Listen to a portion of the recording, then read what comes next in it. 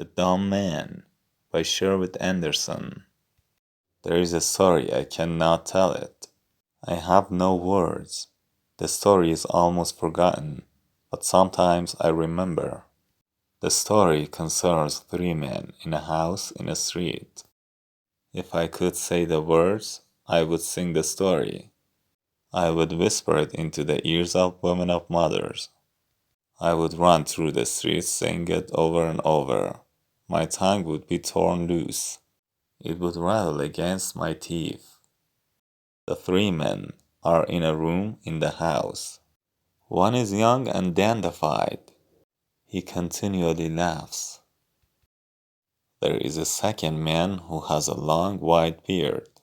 He is consumed with doubt, but occasionally his doubt leaves him and he sleeps. A third man there is who has wicked eyes and who moves nervously about the room rubbing his hands together. The three men are waiting. Upstairs in the house there is a woman standing with her back to a wall, in half darkness by a window.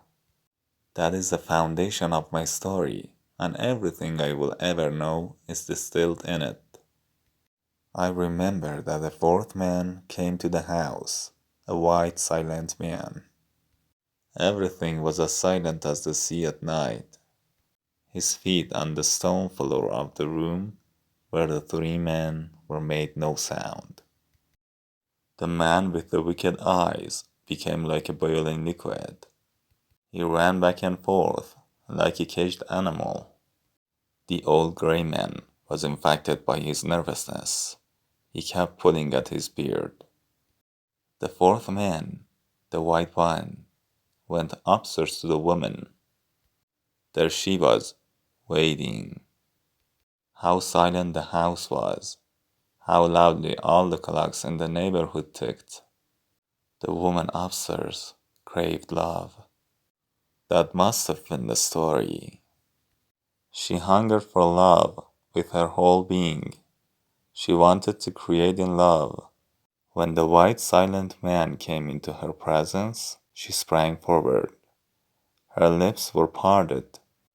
There was a smile on her lips. The white one said nothing. In his eyes there was no rebuke, no question.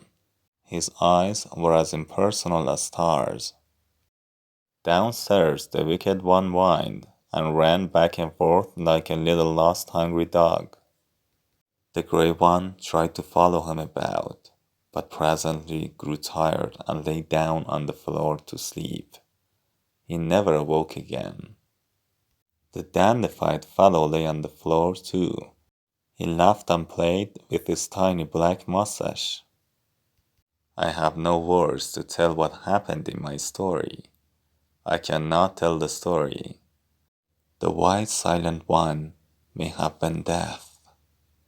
The waiting eager woman may have been life. Both the old gray-bearded man and the wicked one puzzle me. I think and think, but cannot understand them. Most of the time, however, I do not think of them at all. I keep thinking about the dandified man who laughed all through my story. If I could understand him, I could understand everything. I could run through the world, telling a wonderful story. I would no longer be dumb. Why was I not given words? Why am I dumb? I have a wonderful story to tell, but know no way to tell it.